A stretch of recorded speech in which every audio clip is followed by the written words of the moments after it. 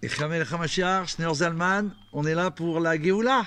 Amen. Alors on est dans le Sefer du Rav Volpo et dans la 5e question. Alors d'abord, quelle est la question? Extraordinaire.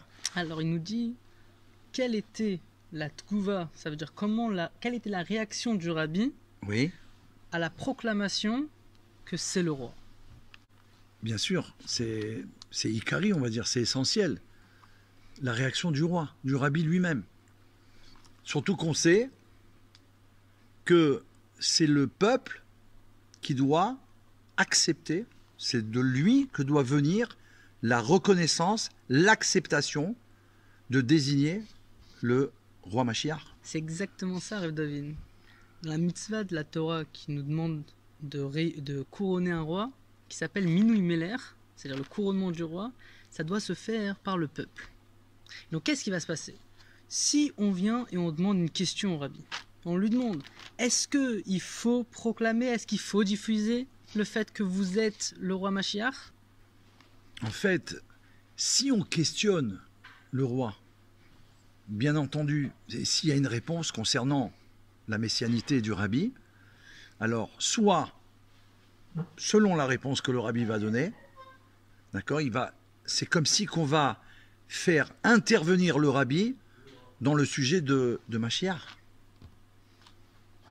Donc automatiquement, le couronnement, il doit se faire par le peuple. Le roi doit accepter le couronnement qui vient du peuple. Si la réponse est favorable, le rabbi est mêlé dans le processus. Ce qui est d'extraordinaire, c'est qu'on peut voir que ceux parmi les soldats du roi, les shliach, qui ont de eux-mêmes pris sur eux d'annoncer dans leur bête rabad, au monde, partout où ils étaient, que le rabbi c'est le Melech HaMashiach, alors eux, ils faisaient savoir au rabbi, soit par écrit, comme ce qu'on appelle un dour, ou certainement quand ils sont passés devant lui. Et ce qu'il y a d'extraordinaire, c'est que le rabbi non seulement était content, les encourageait et les bénissait, leur donnait sa bracha. Et ça, on l'apprend du passou, la Torah, où Bikshu et David Malkam. Ça veut dire, ils demanderont David le roi.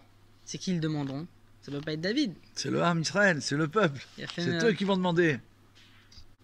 Rav David, toi, tu as vécu ces moments-là. Partage-nous, s'il te plaît,